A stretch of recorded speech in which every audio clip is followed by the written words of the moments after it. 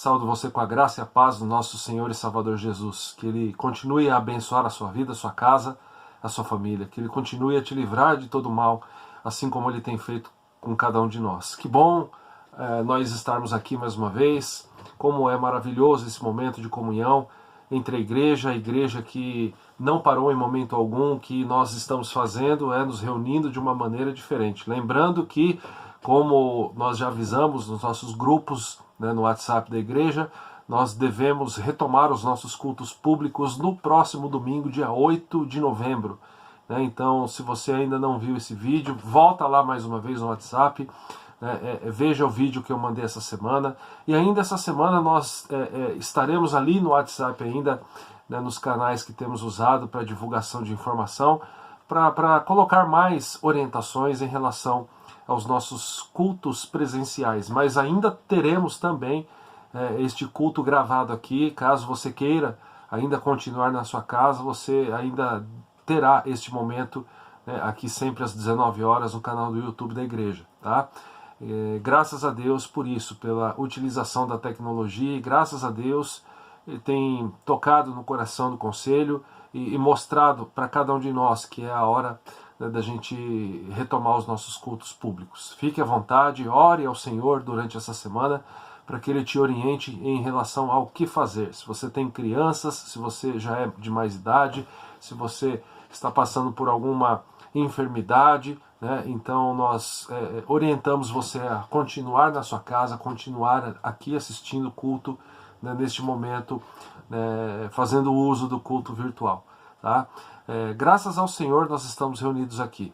E eu quero ler, para a gente meditar, um trecho do Salmo 16, que é um texto riquíssimo, irmãos. É de conhecimento de todos nós. Já utilizamos várias vezes nos nossos encontros presenciais, em aulas de escola bíblica dominical, nas reuniões de oração.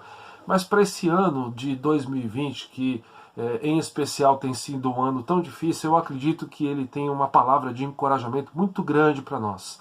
Não vou fazer a leitura do texto todo, vou pegar minha Bíblia aqui. Acompanhem apenas os primeiros versos do Salmo 16, o texto que nos diz assim: Guarda-me, ó Deus, porque em ti eu me refugio. Digo ao Senhor, tu és o meu Senhor, outro bem eu não possuo, senão a ti somente.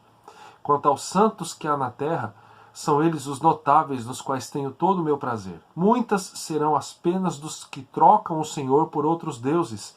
Não oferecerei as suas libações de sangue, e os meus lábios não pronunciarão o seu nome. O Senhor é a porção da minha herança e o meu cálice. Tu és o arrimo da minha sorte. Caem-me as divisas em lugares amenos. É muito linda a minha herança. Bendigo ao Senhor que me aconselha, pois até durante a noite o meu coração me ensina.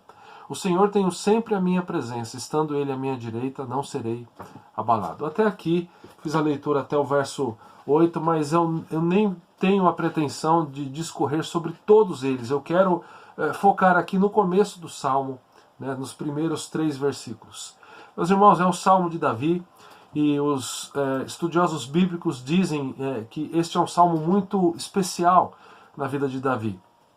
Porque assim como eu e você, Davi, a sua vida, ela não foi composta apenas de bons momentos. Muitas vezes quando nós olhamos para Davi, talvez uma pessoa que não tenha o conhecimento bíblico sobre esse personagem bíblico, essa pessoa chega à conclusão de que Davi só passou por bons momentos, porque afinal de contas, muitas vezes nós nos referimos a ele como rei de Israel, como rei Davi. Não é verdade? E isso é plena verdade bíblica, porque de fato ele foi rei de Israel.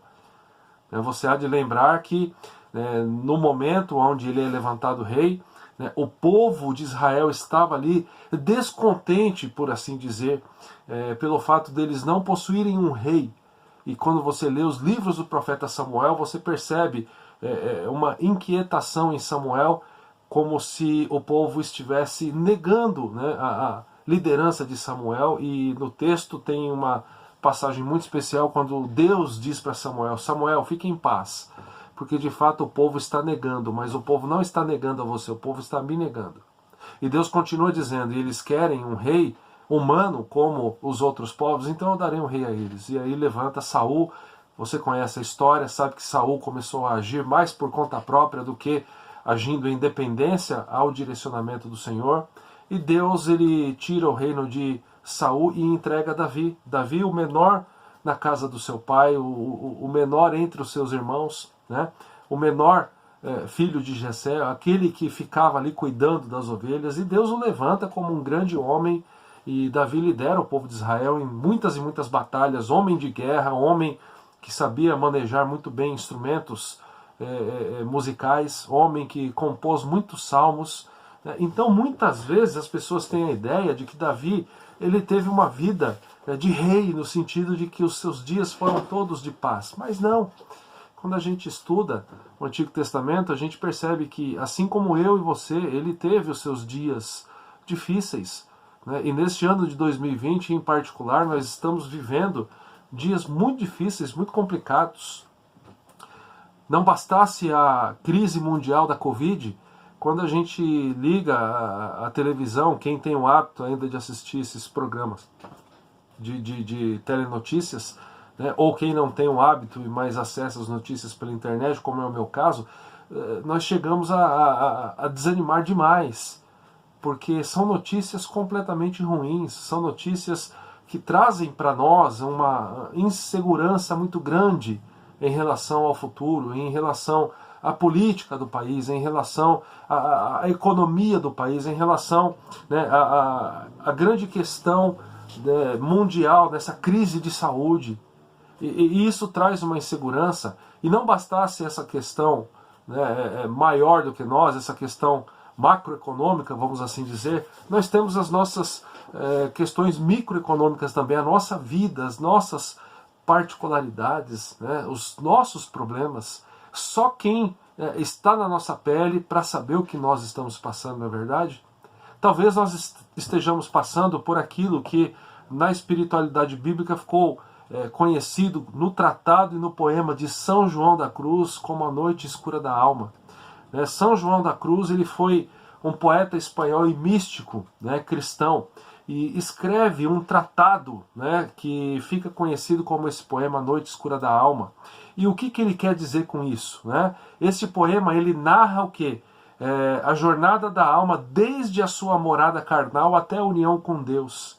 A jornada é referida como a noite escura, pois a escuridão representa as dificuldades da alma em desapegar-se do mundo e atingir a luz da união com o Criador. E ainda há vários níveis dessa escuridão, atados a sucessivos estágios. A ideia principal do poema pode ser vista como sendo a dolorosa experiência que as pessoas têm de suportar ao buscar crescimento espiritual e a união com Deus. Dentro da história da espiritualidade cristã, São João da Cruz ficou conhecido, então, como o autor deste poema, A Noite Escura da Alma. E eu me recordo de há uns anos atrás estar em um encontro de pastores, onde nós tratávamos da nossa noite escura da alma, daquele momento onde nós estamos enfrentando tanta adversidade, né, e não são apenas os pastores que passam por isso, né, todo cristão passa, que chega uma hora que parece que você se encontra completamente sozinho. Parece, irmãos, às vezes que o conhecimento que nós temos da palavra de Deus, parece que nem isso é suficiente, tendo em vista a tamanha dificuldade que nós estamos enfrentando. Muitas vezes nós estamos na nossa noite escura da alma, quando, apesar de tantas coisas, né, que estão aí acontecendo no mundo, nós também estamos juntando, né, neste bolo de confusão os nossos próprios problemas. Você muitas vezes passa por problemas, né, nas mais variadas áreas da vida. E quando nós estamos, né, naquela expressão, bem no olho, do centro do olho do furacão, parece que nós olhamos para o lado e nós não encontramos saída. Então São João da Cruz ele vai dizer exatamente isso, que essa noite escura da alma é essa batalha que nós enfrentamos, né, para nos desapegar aí, do mundo, né, como o comentarista falando sobre ele diz, por isso que eu estou aqui lendo, né, desapegar-se do mundo e na nossa busca por atingir essa união com o Criador. E ele ainda diz, né, a ideia principal, né, de São João da Cruz pode ser vista como essa dolorosa experiência que as pessoas têm de suportar ao buscar crescimento espiritual e união com Deus. Por que eu estou lendo isso? Por que ao ler o Salmo 16 eu lembrei de São João da Cruz? Porque olha só o que Davi está dizendo no primeiro verso. Guarda-me, ó Deus, porque em ti eu me refugio. E aqui nos parece, e também parece para João Calvino, que aqui é uma oração que Davi está fazendo, né, confiando a sua vida à proteção divina, mas com uma particularidade muito interessante. Ele não implora o auxílio divino, né, em alguma experiência, em alguma emergência específica, como frequentemente faz em outros salmos, mas o que parecia, melhor dizendo, para Calvino, é que aqui Davi simplesmente está rogando a Deus, né, na qualidade de protetor, que o protegesse durante toda a sua vida. Então, muitas vezes nós estamos, e nós lembramos de salmos de Davi que fazem referência a assuntos específicos. Quando Davi ele é pego ali no seu pecado de adultério, nós temos ali a sua confissão no Salmo 51, né, quando ele diz, olha, Senhor, porque o meu pecado está sempre diante de mim, né, e eu preciso que o Senhor tenha misericórdia da minha vida. Mas muitas vezes, irmãos, o que nos desanima não é o caso de sermos flagrados em adultério, como Davi assim foi.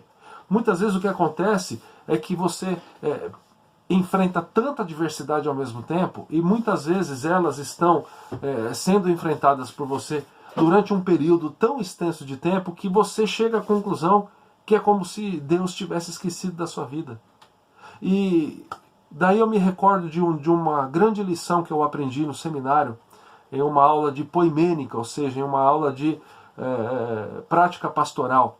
E o pastor ele dizia assim, o nosso professor ele dizia que muitas vezes o pastor ele é visto na igreja como uma pessoa que tem todas as respostas, como uma pessoa que ela vai resolver todas as crises dos membros da igreja.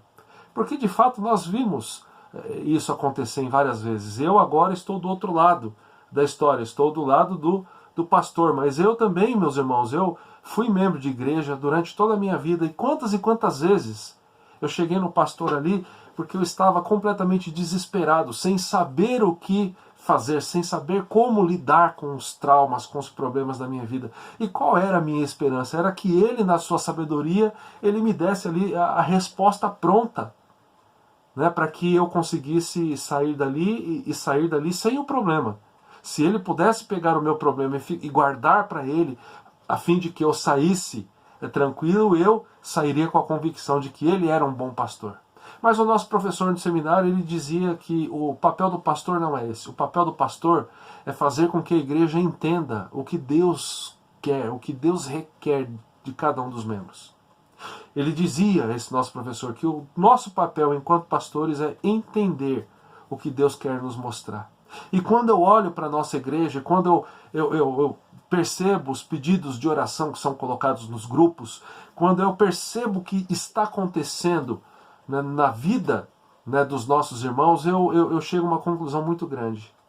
Que o Senhor ele está no nosso meio nos mostrando de que Ele é o nosso maior tesouro. Olha o que o Salmo continua a dizer no verso 2.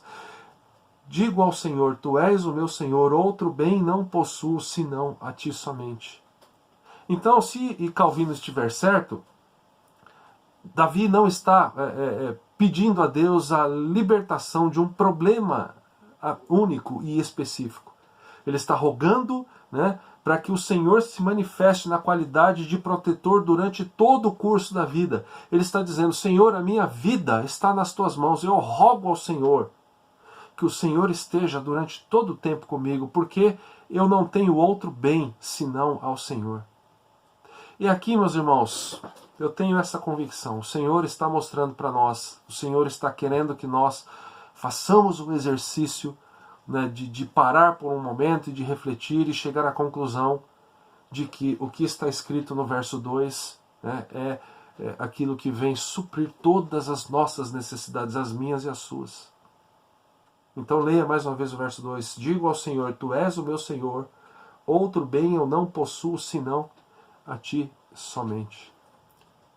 A plena e substancial felicidade, de acordo com Calvino, consiste em repousar exclusivamente em Deus, o qual jamais permite que o seu próprio povo sofra a necessidade de alguma coisa proveitosa. Lá no Novo Testamento nós temos Paulo dizendo que todas as coisas cooperam para o bem daqueles que amam a Deus. Então eu quero dizer uma verdade muito substancial para você. Algo que você sabe, mas você precisa lembrar. Deus está à frente da tua vida. Ah, pastor, mas será que Deus está à frente da minha vida mesmo? Porque, olha, tem acontecido tanta coisa. É assim que muitas vezes a nossa mente trabalha, mas não deve ser assim, porque nós temos, assim como o próprio apóstolo Paulo vai dizer, a mente de Cristo. Quando a gente olha, meus irmãos, para tanta notícia ruim que tem acontecido, muitas vezes nós somos obrigados a ler opiniões de comentaristas, de jornalistas que nos seus meios de comunicação questionam a existência de Deus. Olha, se Deus existe mesmo, como os cristãos afirmam, por que ele permite com que crianças sofram? Quando você vê uma notícia de um adulto que abusa sexualmente de uma criança, muitas vezes de uma criança pequena, até de bebês, aquela pessoa que não tem vida com Deus, que não tem o conhecimento do Evangelho, aquela pessoa que não foi transformada pelo poder do Evangelho de Jesus, ela questiona mesmo. Ela vai dizer, olha, cadê o Deus dos cristãos? E nós estamos vivendo dias tão difíceis que ontem mesmo eu estava olhando uma rede social e em uma página cristã, alguém ali dizendo, esse Deus existe, por que as coisas estão assim?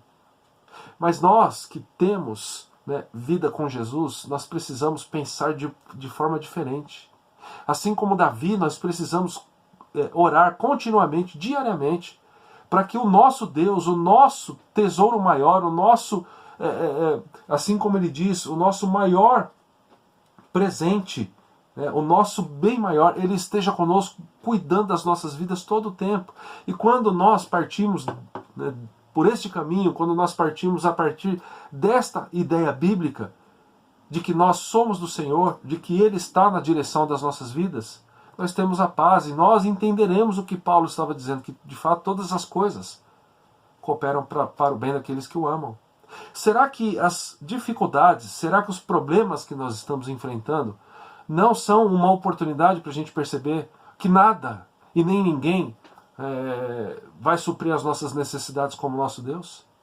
Será, meus irmãos, que os problemas particulares que nós estamos vivendo, aquele que muitas vezes nem a nossa própria família, nem o marido, nem a esposa sabe, aquela crise que ela é tão pessoal a ponto de você não sentir segurança em abrir com outras pessoas, talvez um pecado, uma tentação que tenha já se tornado um hábito tão aprofundado na tua vida, que você não se vê mais livre dele, e você tem vergonha, e você tem medo de expor. Será que isso tudo não mostra para nós que nós precisamos parar e entender que nós não possuímos outro bem a não ser o nosso Deus? Será que a gente precisa entender que o nosso trabalho, que as pessoas da nossa família que nós amamos, elas não são suficientes para trazer a paz, elas não têm o papel de nos trazer a paz que só Deus pode trazer? Estou falando tudo isso por quê? Porque eu tenho percebido isso na vida de cada um de nós. Eu tenho percebido como muitas vezes nós trocamos os objetos na lista de prioridade na nossa vida. Muitas vezes nós estamos colocando, mesmo que não percebamos, irmãos, coisas ou pessoas no primeiro lugar de objetivo, ou seja, caímos no risco de cometer o pecado da idolatria, em deixar de amar ao Senhor acima de todas as coisas e amar coisas, amar posições, amar talvez o dinheiro mas eu não amo o dinheiro, mas eu amo aquilo que o dinheiro pode comprar. A paz, o sossego, a tranquilidade que o dinheiro pode comprar. E muitas vezes o Senhor, que percebe que está sendo deixado de lado na nossa vida, permite com que passemos por dificuldades, porque Ele nos ama. E Ele quer que nós entendamos que nada, nem ninguém, né, substitui, né, aquilo que Ele mesmo pode fazer por nós. Então, será que não é uma boa oportunidade, irmãos, a oportunidade de hoje a gente parar e refletir e dizer, será que eu posso dizer a Deus, assim como Davi diz, Tu és o meu Senhor, outro bem não possuo senão a Ti somente? Ele continua no verso 3, quanto aos santos que há na terra, são eles os notáveis, nos quais tenho todo o meu prazer. E ainda o verso 4, muitas serão as penas dos que trocam o Senhor por outros deuses. Não oferecerei as suas libações de sangue, e os meus lábios não pronunciarão o seu nome. Muitas serão as penas dos que trocam o Senhor por outros deuses. Nós, pela graça de Deus, somos amados. Pela graça de Deus, nós tivemos os nossos olhos, o nosso coração aberto, a nossa mente aberta para a mensagem do Evangelho. E Deus nos ama tanto que Ele continua a derramar a sua misericórdia, mesmo quando nós flertamos com a idolatria, ou seja, mesmo quando nós amamos, né, a nossa vida, as nossas coisas, mais do que amamos a Deus. Você está olhando atrás de mim, aqui tem um pedaço da minha estante, e é muito interessante, né, que tem ali uma foto, né, eu e a Fátima, nós temos livros, tem um carrinho de brinquedo, tem o símbolo do time que eu torço. Mas me veio à mente agora que muitas vezes, né, nós amamos mais as pessoas do que a Deus. Muitos homens amam mais e desejam mais ter o carro, determinado carro daquele tipo, com tantos cavalos de potência. E quantas vezes a gente sai de ser o homem que Deus quer que nós sejamos, porque o objetivo principal da nossa vida é mostrar para todo mundo que nós temos aquele carro. Quantas pessoas olham para o seu time de futebol, né, e vivem, né, com esse time de futebol como se ele fosse o Deus da sua vida. Tem um time de futebol aí, aqui no estado de São Paulo, que se deu, né, um apelido, ou não sei se foi a direção do clube, muito mais provavelmente que sejam os seus torcedores, que diz, esse é o soberano. Na Bíblia, soberano é o título dado a Deus. Tem um outro time, né, que é esse que eu torço, que diz assim, nós somos, né, o Todo-Poderoso. É um outro título que biblicamente ele é dado a Deus. E as pessoas, elas vivem, né, com esta convicção de que o time é o Deus da minha vida. E as pessoas enchem o corpo de tatuagem por conta disso, né? Outras pessoas, elas vão olhar para coisas que o dinheiro pode comprar. Por exemplo, se você pegar aqui na prateleira os livros, né? Então quem gosta de ler, gosta demais disso, né? Outro gosta de roupa, outra pessoa gosta de comprar sapato, outro gosta de comprar objetos de tecnologia. E não tem problema, meus irmãos, em a gente ter essas coisas. Não tem problema em você amar a sua esposa, o seu marido, seus filhos.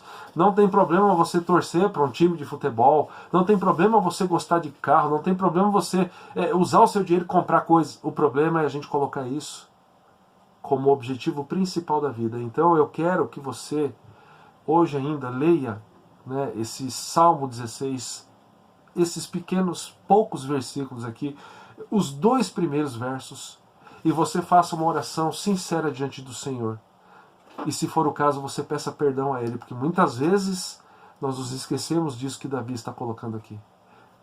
Guarda-me, Senhor, porque em Ti me refugio.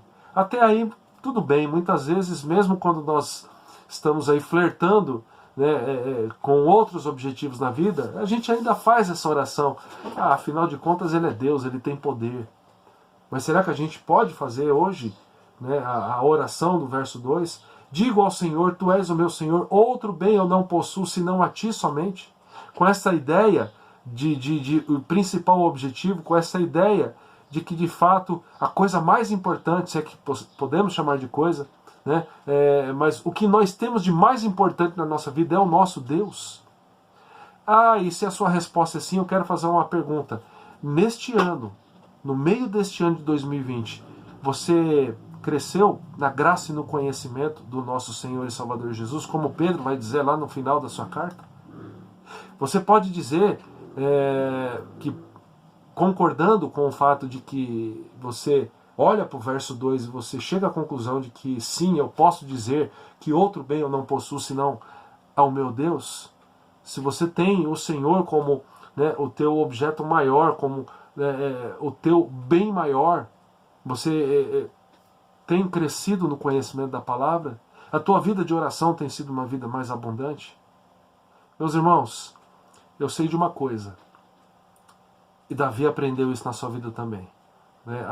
É muito gostoso quando nós passamos por dias de paz. É muito gostoso quando nós podemos deitar numa rede e contemplar a natureza, o som dos pássaros, aquela tranquilidade.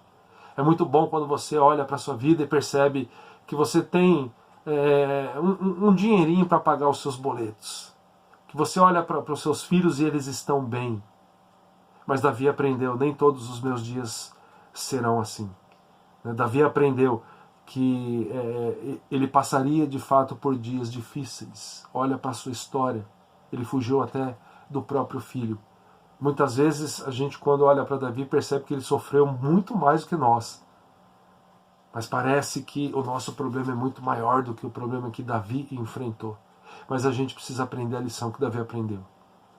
Guarda-me, Senhor, porque eu me refugio no Senhor. Eu digo ao Senhor, Tu és o meu Senhor, outro bem eu não possuo senão a Ti somente. Convite de Deus para mim e para a sua vida. Que nós possamos, de fato, colocá-lo, né, em primeiro lugar na nossa vida. Que nós possamos amá-lo acima de todas as coisas. E eu tenho certeza que com essa convicção e caminhando neste sentido, nesta direção, nós enfrentaremos toda e qualquer adversidade, com a plena confiança de que Ele está conosco. E isso nos trará a tão desejada e tão procurada paz. Você precisa dessa paz? Eu preciso. Então fecha os teus olhos, depois dessa breve meditação. Na verdade, não foi nenhuma pregação, na verdade foi um lembrete, né, que de fato nós devemos amar ao Senhor acima de todas as coisas. E que o exemplo de Davi, né, está aí para direcionar cada um de nós. Eu tenho certeza que se a gente fizer isso, a gente vai ter paz. Senhor, livra-nos, ó Pai, do pecado da idolatria, livra-nos, ó Pai, de amarmos coisas e pessoas mais do que amamos o Senhor. Nos ensina, nos ajuda, Pai, com esta pequena oração do teu servo Davi, que nós possamos meditar, ó Pai, e que se chegarmos à conclusão de que estamos por um caminho diferente do caminho que Davi está apresentando aqui, que nós possamos, ó Pai, encontrar no Senhor a graça, a misericórdia, o perdão deste pecado e que possamos amar ao Senhor e buscar o Senhor acima de todas as coisas. Tem misericórdia de nós, ó Pai, somos pecadores, mas contamos com a Tua graça e Tua misericórdia. Oramos em nome do Senhor Jesus. Amém e amém. E que a graça do nosso Senhor e Salvador Jesus, que o amor do nosso amado e eterno Pai, que a comunhão e o consolo do Santo Espírito estejam sobre nós e sobre o povo do Senhor, hoje e para todo sempre. Amém e amém. Faça esse exercício nessa semana. Exercício de, se necessário, colocar no papel, né, o que tem atrapalhado, né, esse meu crescimento, essa busca, né, por amar o Senhor acima de todas as coisas. Peça a sua orientação, a sua direção e creia que o mais Ele fará. Deus te abençoe.